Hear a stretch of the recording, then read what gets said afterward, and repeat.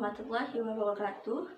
Perkenalkan, nama saya Aura Cahyani Wulan dari kelas 10 MIPA 4 dengan nomor absen 9. Di sini saya akan mempresentasikan dan menjelaskan mengenai perilaku menyimpang. Sebelum memasuki contoh dari perilaku menyimpang itu sendiri, alangkah baiknya kita untuk mendahulukan dulu pengertian dari perilaku menyimpang tersebut. Perilaku menyimpang adalah segala perilaku atau perbuatan yang melanggar dan tidak sesuai dengan norma-norma yang ada di dalam masyarakat.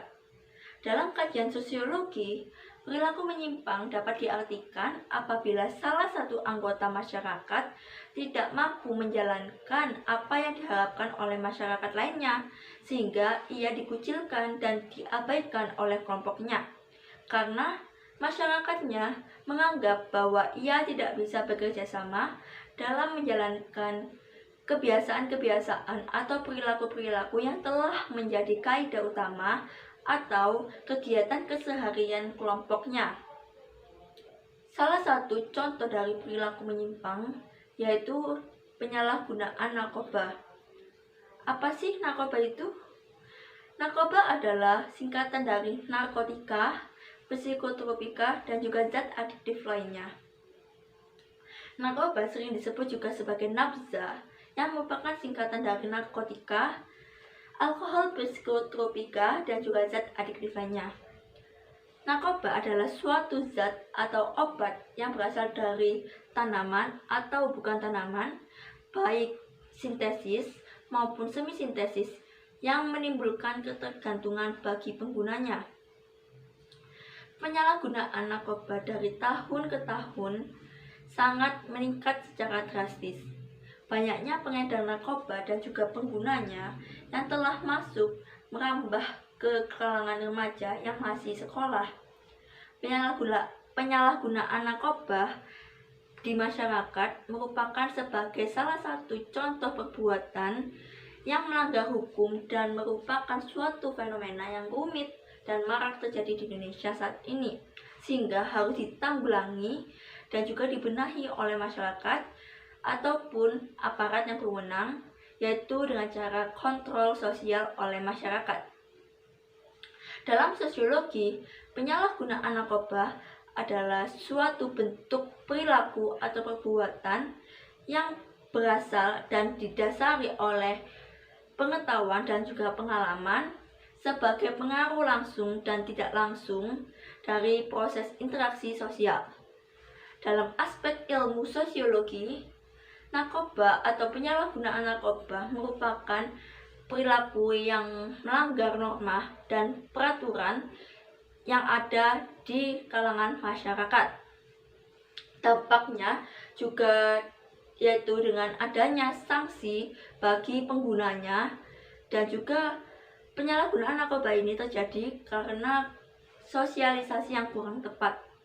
Dampak lainnya yaitu dalam aspek sosial dan juga pendidikan adalah penurunan prestasi di sekolah, memburuknya hubungan keluarga, adanya tindakan kekerasan kriminal, dan juga adanya tindakan kejahatan, serta kecelakaan lalu lintas. Penyalahgunaan narkoba termasuk ke dalam perilaku menyimpang dikarenakan pada penyalahgunaan narkoba telah melanggar norma, hukum, ketentuan, dan juga peraturan yang ada di masyarakat. Selain itu, penyalahgunaan narkoba merupakan produksi masalah sosial yang sangat besar dan demoralisasi sosial, seperti yang mengakibatkan tindakan-tindakan kriminal antara lain yaitu bunuh diri, penculikan, dan juga ketergantungan obat-obatan yang dapat menimbulkan hilangnya daya ingat konsentrasi dan juga meresahkan masyarakat di sekitarnya. Dampak lainnya yaitu dengan rusaknya hubungan keluarga yang mengakibatkan hubungan keluarga tersebut tidak normal karena gangguan interrelasi dan juga interaksi sosial. Karena interaksi sosial dapat menimbulkan kontak sosial dan juga komunikasi sosial. Dalam dimensi sumber daya manusia, produktivitas manusia akan berkurang sangat drastis karena penyalahgunaan narkoba ini yang dapat merusak generasi muda Indonesia. Penyalahgunaan narkoba termasuk ke dalam dua teori. Yang pertama adalah teori pergaulan berbeda atau differential association. Teori ini dikemukakan oleh Edwin Harding Sutherland. Dalam teori ini dijelaskan bahwa penyimpangan terjadi karena pergaulan dengan sekelompok orang yang telah melakukan perilaku menyimpang. Penyimpangan ini diperoleh karena adanya proses alih budaya. Proses ini dapat menyebabkan seseorang mempelajari subkebudayaan menyimpang.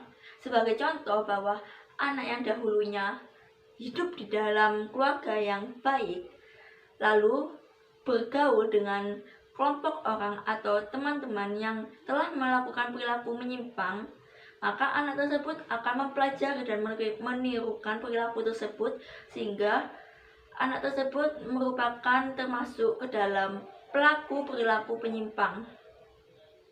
Yang kedua adalah teori labeling. Teori labeling dikemukakan oleh Edwin M. Libet.